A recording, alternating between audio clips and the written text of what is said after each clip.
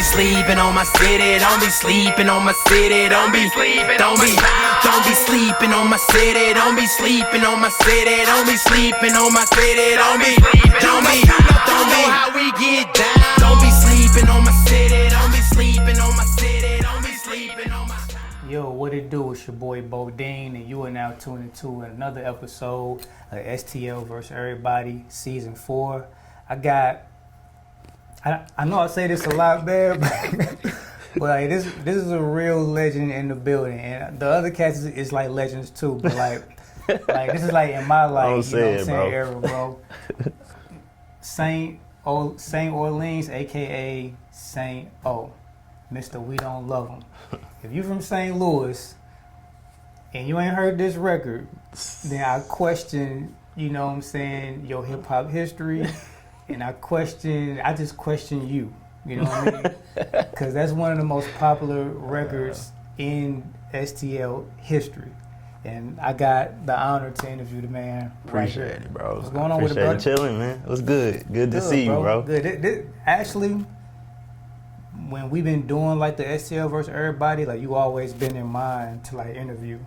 So I like always wanted to like interview you and chop it up with you. Yeah, so the universe makes. I'm organic, bro. So I know it was coming. I mean, I wasn't even if it wasn't, bro. I like what you're doing, bro. I really appreciate what you're doing. Just giving people a platform and like I could tell like the conversation is always like genuine. You know what I'm saying? So I rock with it, bro. I feel like this like our platform is one of our platforms that I feel like this is gonna grow to another level, bro. And it inspired me to work harder. Just so I could make, maybe somebody double back and be like, yo, I saw dude on this back, or, when I'm at that level where people checking for me like that. So, yeah, bro. People always checking, man. But I know for a while, you just been in the cut, man. Like, you still drop things here and there. Mm-hmm. But, fatherhood, marriage, just taking care of business and, and doing things other besides music, which we might as well just start off with this, man.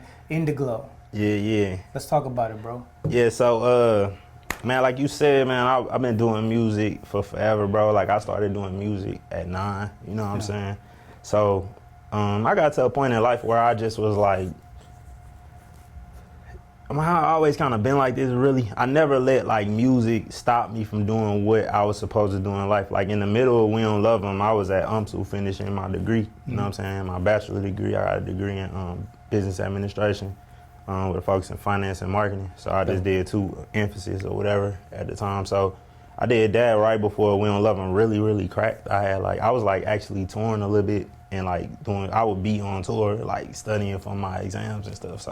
So like, I never was one to like sometimes I feel like artists can get into a space where they feel like, man, I ain't gonna buy no crib until I get a house. And it's kind of that sacrifice thought process or whatever. But I always looked at this as a business, you know what I'm saying? But at the same time, it's something I love. So while I may get in business mode where I'm dropping, you see me posting a lot, stuff like that, the typical things that come with being a rapper, I still got to do other stuff because that's what I fund my own stuff. I've always been independent. I never had an investor. Like, so everything you ever seen me do from merch, shows, all that, I pretty much was self-managed most of the time. The whole time I might have had 1 or 2 managers. But for the most part, I was still hands-on even in that process. So, like, for me, I just always been into, like, doing income streams, bro, owning stuff, ownership, having control over my stuff. So this is one of the things that I did. I'm doing with my wife. You know what I'm saying? I'm about building our women up, man, empowering them. Hell yeah. So I don't want to be the reason for us just getting all the paper. But we doing it together, but it's her stuff. It actually, something that came about once we had kids. My son Jax, he had eczema real bad, like on his legs. So like we was getting frustrated with just, what the doctor was prescribing. It wasn't really being consistent. It was like a lot of steroids and stuff. So she started like researching and we ended up making this body butter that we was using. And then plus I got like dry skin and stuff like that too. So she wanted me to kind of grow my facial hair a little bit. So she came up with some oil just for our face because I wasn't into like putting oil on my face because I always started to break me out. But when her research and stuff, so we got the facial oil, body butter, and body oil, and then some other products that we coming with later too. So in the glow, you know what I'm saying? It's actually coming out today. You know what I'm saying? Yeah, so it dropped today or whatever. The company been in effect since 2021 though. So we've been developing it for like a minute. So, and I know like with the whole pandemic and everything, as a creative, the pandemic put me in like a money scheming. On God. You know what I'm saying? Mind state. So was this, you know what I'm saying, during that time? Yeah, so I had already been on just trying to with the real estate investment, doing that, me and my cousin Jason, you know what I'm saying? We talking about that, but like I think what the pandemic did for me, actually in my industry, it started booming a little bit, even though inflation made the cost go up a little bit, but it started booming more in real estate. Because if you already had your hands on stuff, you pretty much ended up in a situation where all your stuff went up, like value-wise.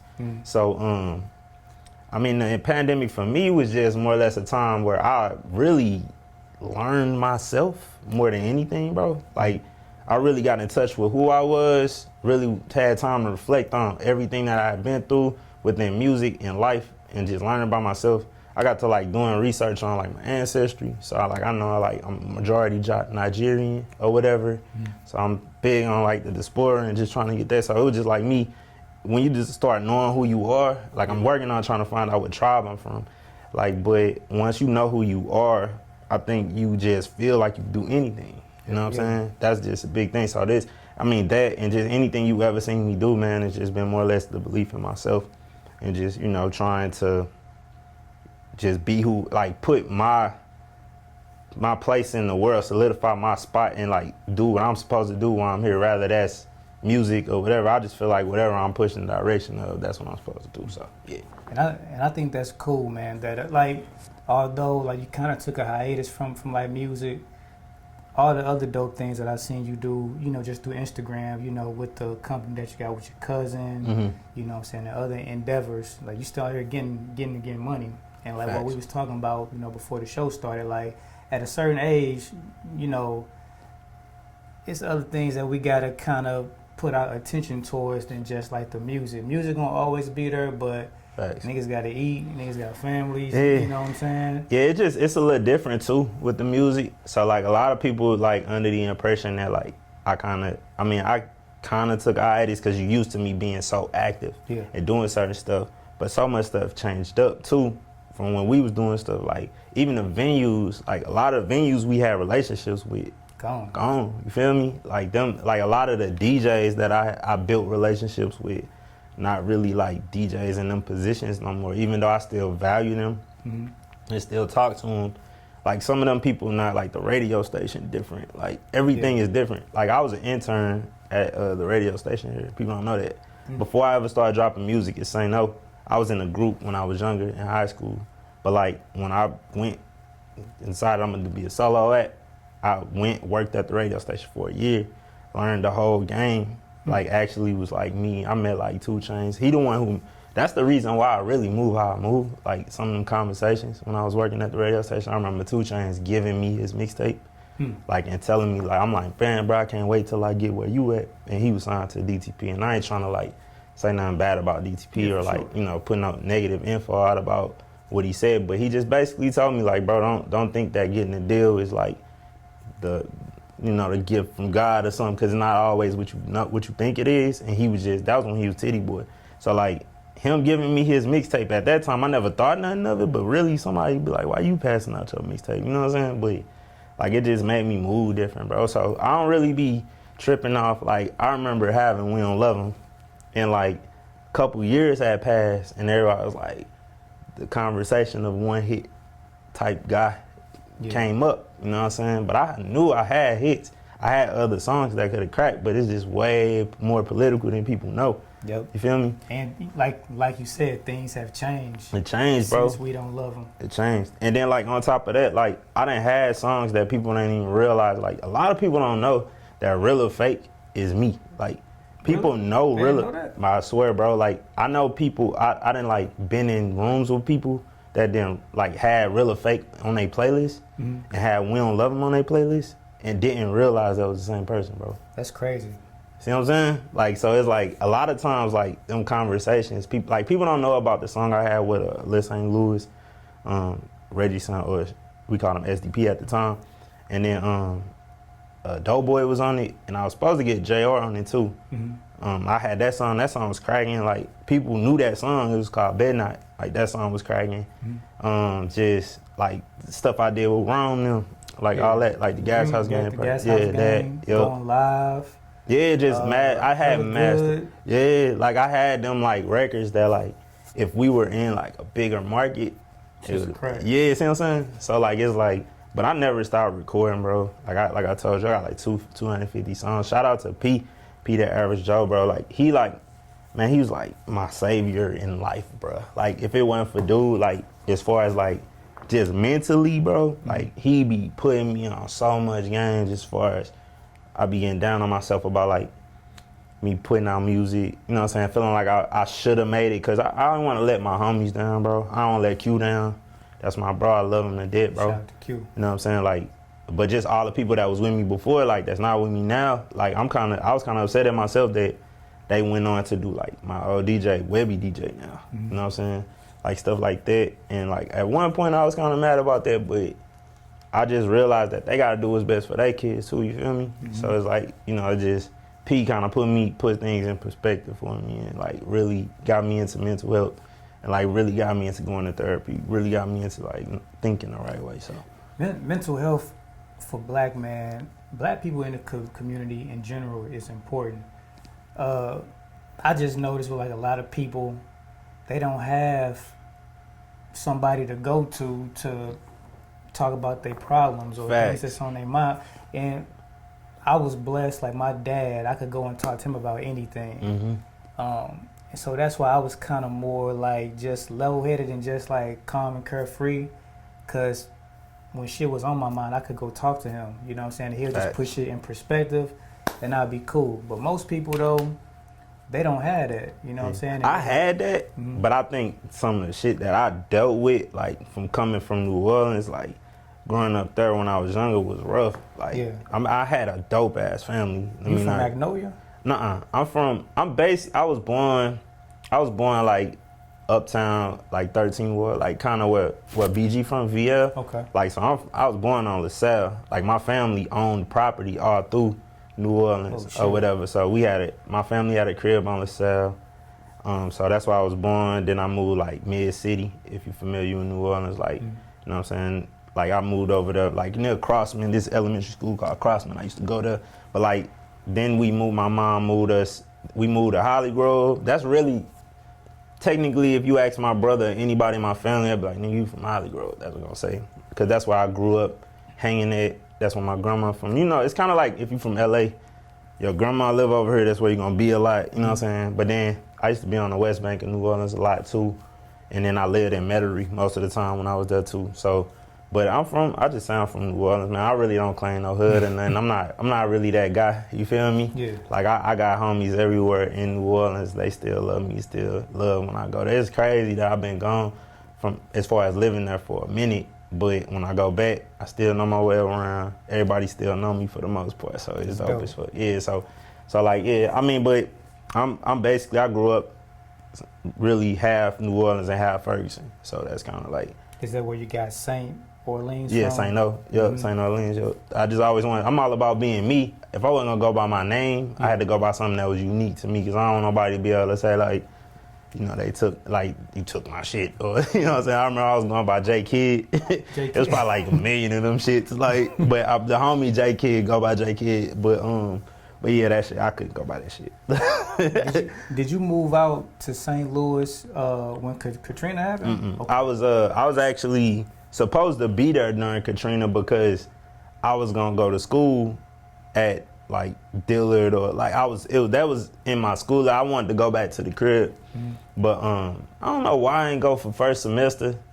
But like I literally had plans to go back to New Orleans, and then boom, Katrina hit when I graduated from high school. So yeah, like that kind of like threw my whole. I was supposed to move back to New Orleans to do music, cause like my whole family do music. Like my uncle was in Sounds of Blackness.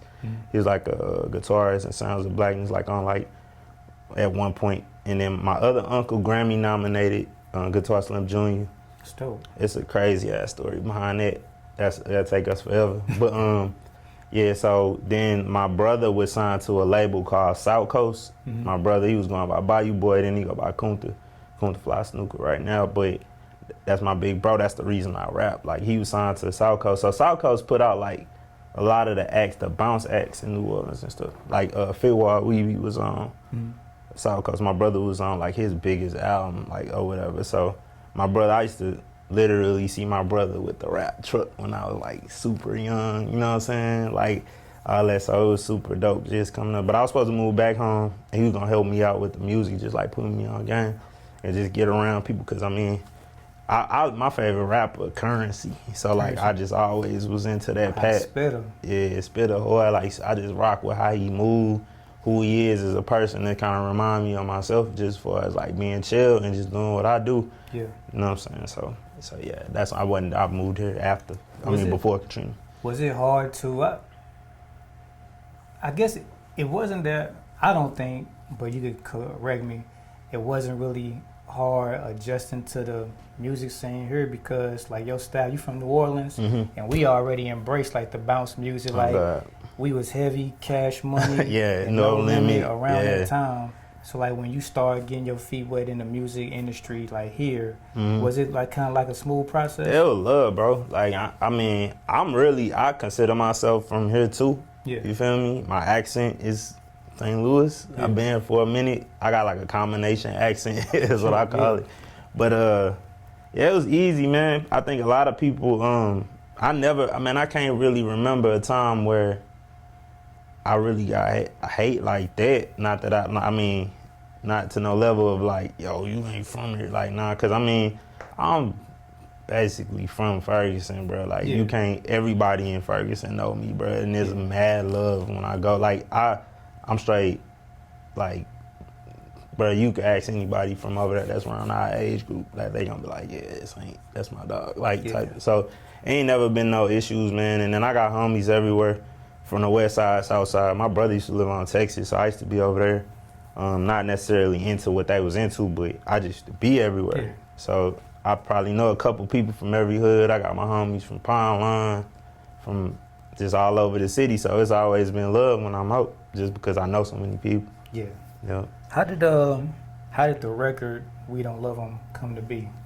Yeah. So this is my perspective on it, just as far as how it happened. So basically, at the time, I had been dropping mixtapes, so I was like, boom, boom, boom. When I came out, I dropped like 4 mixtapes in like less than a year or something, like, or 2-year period or something like that. So I had been dropping, and my homie Mel, I was working with my homie Mel.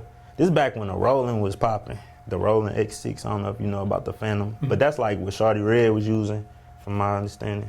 But that's when the Jeezy still had the Jeezy horns and stuff. So like, we had been working off that for a minute, and I had been putting out music, and like, I had dropped this tape called 2010 and Beyond. This was 2010, and I had some songs on there that we felt was nice. I had this song called Hello. It was a lot of like songs that when I would perform them, I would get super good reaction from them or whatever. But I was just like, man, I was like, bro, I need something that is me, that fits St. Louis, because everybody know like St. Louis, like them club records work here, like, for real. Big facts. So like, I had to argue with my producers for a minute. Mel and Wiz, them was my 2 producers for the most part, and I was just like, bro, like, I need a hit, bro. I need like something that's like New Orleans, but it's something that, like, I was just telling them like that makes sense. And so me and Wiz was both like Mac fans. So Mac, he had that Shell Shock, and it had We Don't Luv Em on there. And he was like, bro, we could redo this, like, just kind of do something like this or whatever. He let me hear the beat. Hell yeah. If you listen to it, like the part is like my Cash Money. I wasn't super heavy on No Limit like that. I love No Limit, I love P. But my family from mostly like Magnolia side type. So I ain't necessarily taking sides or nothing. Just that's what I gravitated to, because it's like, I used to see Turk ride up the street. I used to hoop with Turk little brother in Holly Grove.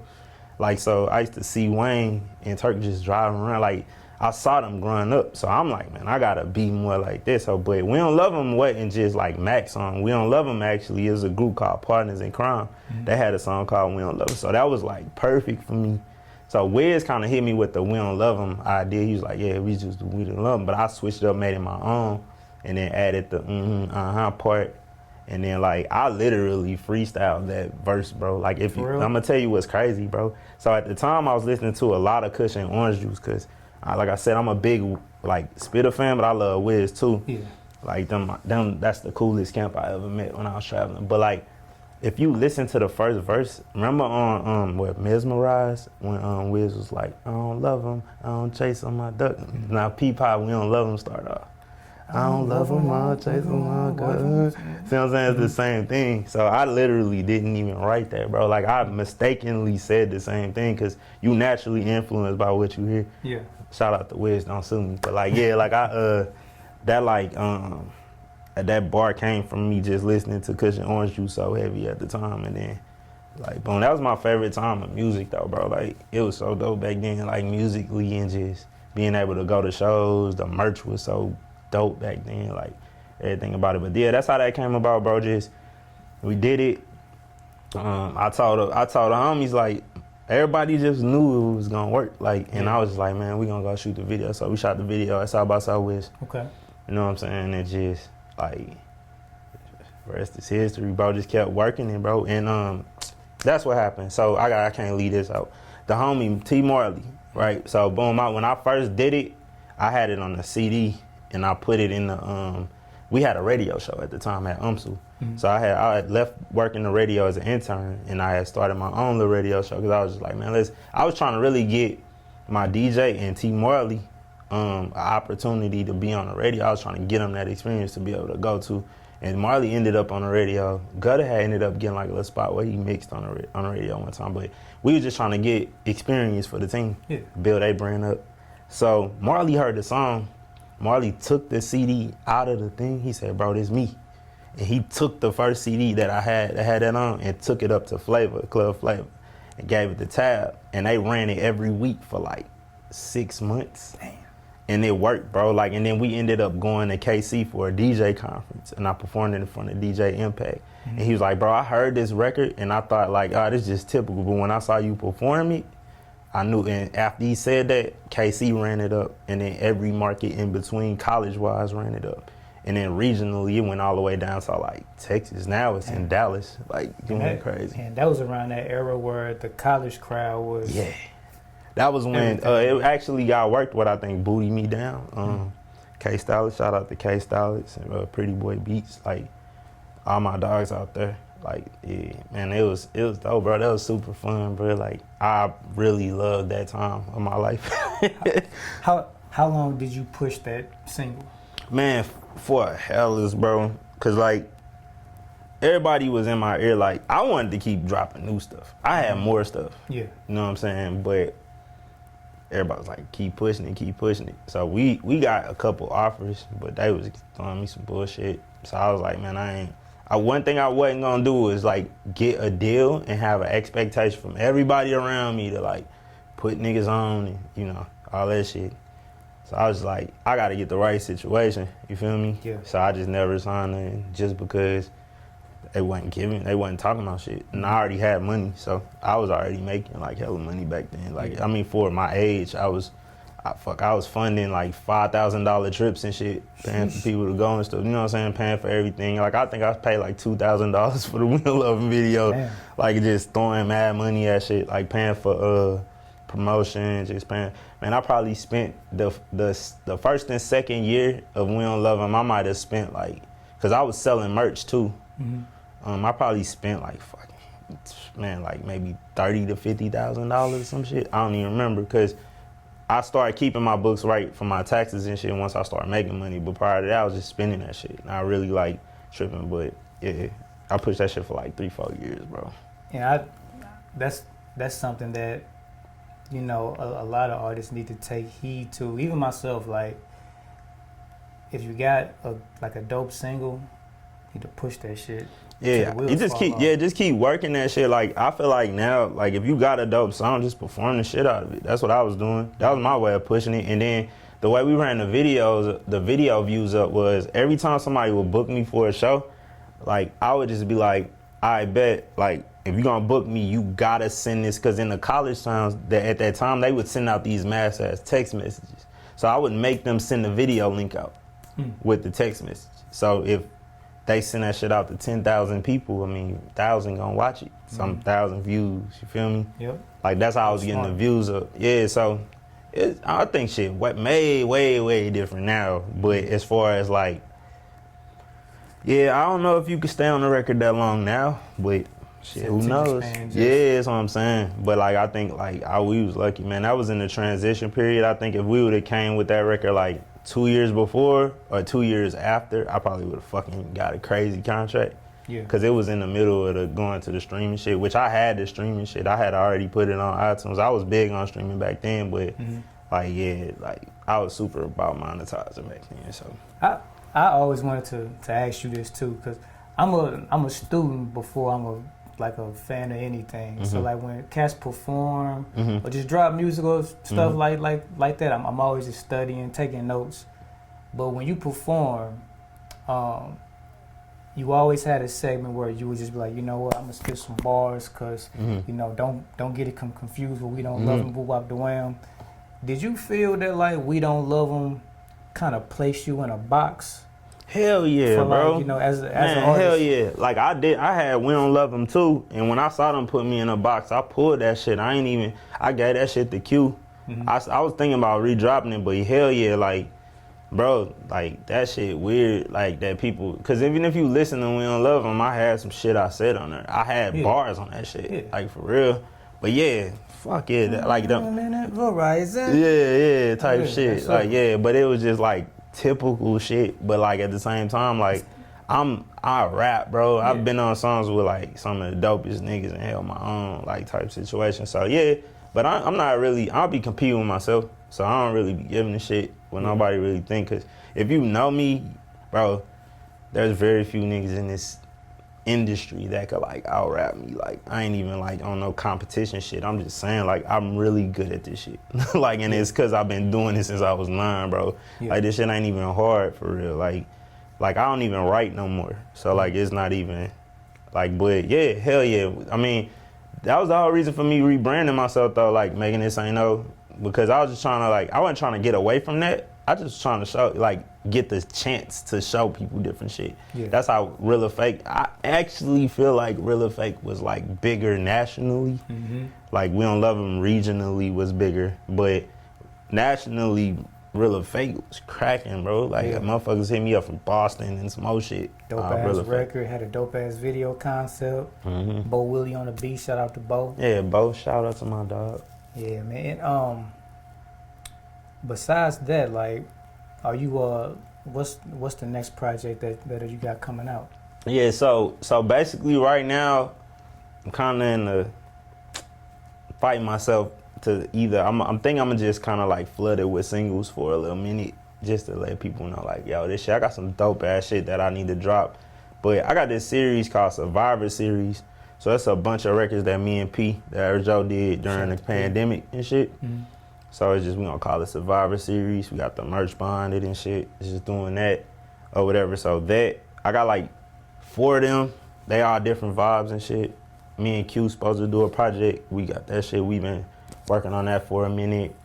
And then I wanna do something that's like, I'm gonna say like Good Kid, Mad City-ish as far as like the concept, like video, documentary type. I'm not saying he did that, but I'm just saying it had a concept behind it to where it made you look into him as a person more. Yeah. So that's my next move for real. But right now, just trying to like really figure out how I want to like place everything and like get the visuals out a certain way. I just want the visual shit to be entertaining, and then also just come with some different content stuff. So like I'm big on cars. People don't know that shit. So like right now, I'm kind of like fucking with this Audi or whatever. I'm into the Audi shit. So been buying a lot of stuff from like those different like areas, like as far as like tuning and shit like that. So I'm into that. And then I got like 2 projects I got like a 92 Fox body, so I'm fucking with that. And then I got another like truck project that I'm working on. So I'm about to start putting shit out like that, bro, and just getting more into, cause I'm into like low riders and all that shit. Like I'm actually like trying to get my bag up to buy this 6'4" from the OG. It's a canary yellow 6'4". Like I want that mother. That's pretty. Yeah, so I want to do shit like that, bro, and just let people know that. Cause I don't think you could just be a rapper nowadays, bro. You gotta like really put stuff out there that makes sense for people. So I wanna like, I don't know exactly what I'm gonna do, but I definitely wanna get into like putting out the fact that I'm just a normal dude. I ain't necessarily trying to like show my bag off and shit. I just wanna like make people realize like it's more normal people than it is like super rich ass, thug ass niggas. Like, you feel me? Like, it's cool to be normal. Yeah, man. It's cool to be normal, bro. Like I ain't gotta shoot niggas up and sell drugs. I ain't got no crazy ass like, yo, I used to whoop niggas ass in high school story and no shit like that. Like I ain't in no gang, no shit like that. Yeah, I'm just chill, bro. Like I think it was cool to be a chill ass nigga. Like that's just what I am. Like you feel me? So yeah, just trying to push it out like that, bro, and just like showcase my team more, cause I think Q a funny ass dude. So man, the whole weatherman thing. Bro, we got a show I've been talking about, and I shouldn't fucking say this, but I want to do this Q Can't Cook show, cause this nigga do not know how to cook nothing, bro. Like he literally don't be cooking shit, bro. This dude will eat fucking fast food, or not fast food, but just eat out every fucking day. So like I'm just trying to do some shit like that with him, like Q Can't Cook show, and then showcase some of these restaurants. Like my homie got the spot, Guys with the Fries. It's like my big cousin, AK. He got the Guys with the Fries spot over there on Page and shit. So trying to like, that out. Yeah, that shit fire, bro. Like the Philly egg rolls is fucking crazy. Shit. That shit is like, you gonna spend a lot of money there. But like just trying to showcase stuff like that, but then also pair that with content. You feel me? Yeah. Help the homies push their brands with the food shit. Cause there's a lot of nice food places here. And then like do that, just shit like that, bro. Just fun content. Yeah. You feel me? It's like, needed, bro. Yeah. It's definitely needed. Circling back to Real or Fake, that project, Via Dolorosa. Via Dolorosa. Mm-hmm. You said like around that time you wanted to rebrand, you know what I'm saying, the image and everything. Yep. Was your father's passing impacted on that? Hell yeah, bro. Like that shit was like, that shit's still hard for me to talk about. Like, my pops dying was like the most fucked up shit for me, because me and my pops had like a dope ass relationship, but it was somewhat distant at times, just because I was here and he was in New Orleans, but also my pops had been sick my whole life and had like just shit he was dealing with my whole life or whatever. So when he died, I felt hella guilty about that shit, just because even though we would have the conversations and he would tell me like, bro, go push the music, go to school, do what you need to do, don't worry about me. We were talking shit. I just felt like I could have did more. Yeah. And the way he passed was just kind of fucked up. I really can't talk about it as much, but he was like it was like some medical shit where he passed away on that shit. But like, it made me realize like, you know, man, it's like your family, everything, bro. But I felt like at that time, the reason I named it Via Dolorosa was because, so Jesus, like, walked, the path he walked was Via Dolorosa. So it's kind of like, I had the We Don't Luv Em shit. Everybody was like chanting, yeah, nigga, whatever. And that shit kind of went down. And everybody was like, yeah, that nigga fell off, like, type shit. And then my pops passed, and it was like, fuck, like, not only do motherfuckers act like I can't get another hit, like I'm dealing with this. So I just wanted to go hard and like really also honor my father, because I'm big on honoring my parents, you know what I'm saying? So I did that, and then my son, I found out I had my son on the way and shit, and I was just like, damn, this crazy. So I felt like that whole project was like a process of me waiting on my son, from like my dad passing to my son, which I feel like I'm my dad and my son is me. So it's almost like Jesus, like it's like the Trinity type shit or whatever.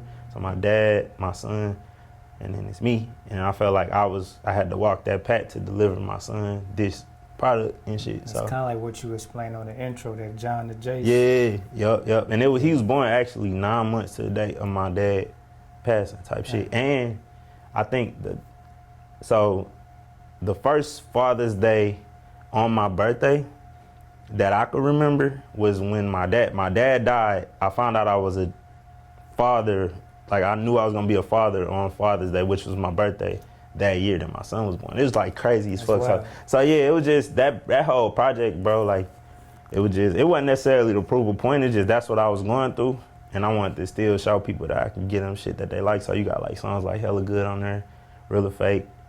Like shit, I love that album, bro. That shit's still classic. Some people say that's my best body of work type shit. You know what I'm saying? So I like that one and No Mercy. Flawless Victory. Flawless Victory. Yeah, that's my shit too. I'm thinking about doing a part 2 to that shit, like, cause I ain't turned up like that in a minute. Yeah. So I'm thinking about doing that. But yeah, bro, like, I mean, I done had a lot of dope ass music, bro. Still got hella dope ass music. I'm gonna have to link with you and let you hear some shit. Hell yeah, man. but like, yeah, bro, it's just, I don't really be tripping, bro. I just be kind of like in a space to where I feel like I do what the fuck I want. Like, you could say like, oh man, you getting older, you know, whatever. Man, I do whatever the fuck I want.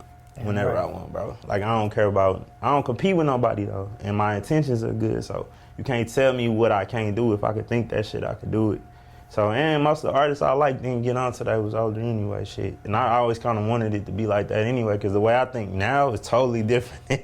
When We Don't Luv Em was probably, bro, I probably fucked my money up like crazy, like. But like, I don't even consider like getting on the same thing no more, because I am on now. I know what I want to do. I know how to get the shit. If I really want the funding, I can go get it myself. I'm not tripping. I get funding all day to do bills and shit. I'm not tripping off that, bro. So it's just having fun with this shit, bro. Like, for real. And just really like, I like inspiring people and helping people. Like, I'm rocking my homie shit right now. It's on the road. Like, I like supporting shit, bro, and just like being a light for people, bro. Like, that's why it ain't even about me being the most popular rapper and shit. That's why I say Spit on my favorite rapper, because it's like that nigga in the cut, but he getting that bag. Yeah, that nigga definitely getting the bag. Yeah, that nigga, bro. They got like the NBA merch and shit. Like, the niggas is killing it, him and Musa. Like, I look up to Musa too. Musa's so fucking cold to me. Like people don't be knowing like them people, but them the people I like. Like, I like the background people, bro. Mm-hmm. Like Will from Taylor Gang. Mm-hmm. Niggas don't know who that is. White dude. Yeah, Will cool as fuck, bro. Like, he emailed me back every time I emailed them about a Chevy feature. They hit me back. Like, I like people like that, bro. Yeah. Like, for real. It ain't even about like being the biggest nigga. Feel me? I like Larry June and shit. Yeah. Chill shit. You know what I'm saying? How has fatherhood changed just your perspective on life? Bro, just really, like I said, man, just focusing on you, bro. Like, I don't got time to really give a shit about competing with nobody, for real. Mm-hmm. I don't give a shit about if you think I look a certain way, if you think you heard I was broke. I don't give a shit. Even if I am broke, nigga's life, like, I look at it like from the standpoint of long term and setting the standard for my kids. You know what I'm saying? All that other shit be like temporary, bro. You know what I'm saying? So it just made me, it made me a better person, bro. I've always been a pretty, I would like to say, decent person, but I try to do shit the right way now. Like, you know what I'm saying? That's not to say I can't fuck up, but I just like to put positive shit out there, bro, and it really just made me want to know who I am. Like I said, like, I want my son to know, like, I'm from here, or this is who I am. Like, because when you know who you are, you just gonna automatically do whatever the fuck you want to do, bro. And you tend to be more positive about that. Like, I had a convo with a dude from Africa about that. He was like, I feel like, he was saying how he feel like sometimes with black men in America, we be kind of like lost because we don't know who we are. And that shit hit me hard. I was like, damn, you right. You know what I'm saying? So I'm gonna find out who I am and stand on who I am. You know what I'm saying? But yeah, it just made me more solid, bro. Still, are your kids into music? Like, they be trying to freestyle and play beats and all that? My oldest be getting mad when I'm in the studio at the crib. I had a studio at the crib too. He be like, Dad, you gonna let me do a song? I let him like get on the mic. I let him curse too. Cause I be trying to like take away the power from that shit. Yeah. So like, I let him do that. And just like actually rap my shit. Like, sometimes I just get the old beats, like Real or Fake or something, because he'll know the song, and then like I'll let him like re-record it with him on it, like shit like that. It be mad fun. Yeah, that shit mad fun. But yeah, I'm pushing them more to like some other shit though. I'm praying they don't want to be rappers, because like this shit stressful job, man. Bro. Stressful job, yo. This shit ain't fair neither, bro. Like, so yeah, I'm I don't know, man. There ain't no pressure with them, bro. I'm trying to let them look like be who they are, but just whatever it is they want to do, Pop's gonna be there to support, Mom's gonna be there to support. So Yes, sir. yeah. Well, man, it was a pleasure having you on the show, bro. I'm looking forward to the new endeavors. Indiglo, make sure y'all check that out. By the time you see this, it's already out. New music en route, new shows, all that merch. So Hell yeah. Every corner, right? That's Yeah, every merch, corner of the right? brand, man. That's what we pushing. New music from Q Hard. Look out for Q Hard. Make sure y'all follow hey, him. Q, man, you need to drop a solo joint, bro. Every time I see you, I be like, hey, you need to drop one. We gonna bro. get that going, Come on, bro. It's nothing to make that happen. Yeah, man, so you yeah, ready, man. every corner, man. That's what it is, man. I appreciate you, bro. Thanks for having me, Most dog. definitely, man. And before we leave, bro, what's a gem that you can give to aspiring like artists or entrepreneurs? Like I said, man, compete with yourself. Like, just focus on yourself. And like, I think if you compete with you yesterday or you a year ago, like, shit, I mean, you gotta progress like that. Like, don't focus on nobody else doing. Just focus on you and just build on you, man. Build on what you trying to do. And I think that's just the smartest shit. That's what I've always done. That shit always worked for me. And like, you gonna see it's gonna work for me again. Cause like, that's all I do. It's never a stopping point on it. You know what I'm saying? If you take a break, you still could look back to your old self and be like, okay, cool, like, get better than that. So compete with yourself, man. Focus on yourself and just, I mean, put out the energy you want back, man. It's the biggest thing. For sure. Say no, Bodine, STL versus everybody. We out.